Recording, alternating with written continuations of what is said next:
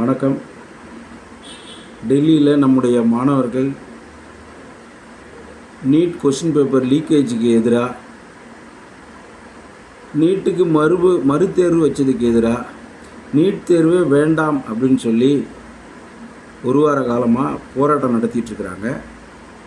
இந்த போராட்டம் இன்றைக்கு மத்தியில் இருக்கிற பாஜக அரசினுடைய நிர்வாக முறைகேடுகளுக்கு எதிராக மாணவர்களுடைய போராட்டமாக மட்டும் இல்லை, ஒட்டுமொத்த மக்களுடைய போராட்டமாக மாறி இருக்கிறது. நாமெல்லாம் அதற்கு நம்முடைய ஆதரவை கொடுத்திருக்கிறோம். அதே நேரத்தில் இங்கே நம்ம தமிழ்நாட்டில் திருச்சியில் இருக்கிற ஈழத்தமிழர்கள் அகதி முகாமில்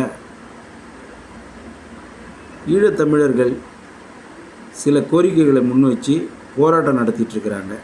ஆனால் இந்த போராட்ட செய்தி பெரிய செய்தியாக ஊடகங்களில் பேசப்படலை. காலம் முழுக்க நாம் ஈழத்தமிழர்களுக்கு புறக்கணிப்பையும் துரோகத்தையும் தான் பரிசாக கொடுத்துட்ருக்குறோம்.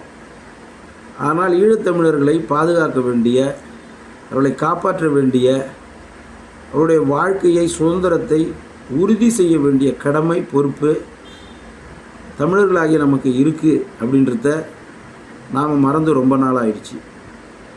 இப்போ எதற்காக இந்த காணொலியை நான் பதிவு செய்கிறேன்னா, ஈழத்தமிழர்கள் ஈழ அகதிகள் பாதுகாப்பு குழு வழக்கறிஞர் புகழேந்தி சார் தலைமையில் இருக்கிற அந்த குழு நேற்று தமிழ்நாடு முதலமைச்சருடைய தனி செயலரை பார்த்து இந்த திருச்சி முகாமில் இருக்கிற ஈழத்தமிழர்களுடைய கோரிக்கையை நிறைவேற்றணும், அவர்கள் மீது இருக்கிற வழக்குகள் எல்லாம் முடித்து அவர்களை அவர்கள் நாட்டிற்கு சென்று வாழ அனுமதிக்கணும், அவர்களை இலங்கைக்கு அனுப்ப வேண்டும் என்று கோரிக்கை வைத்திருக்கிறார்கள்.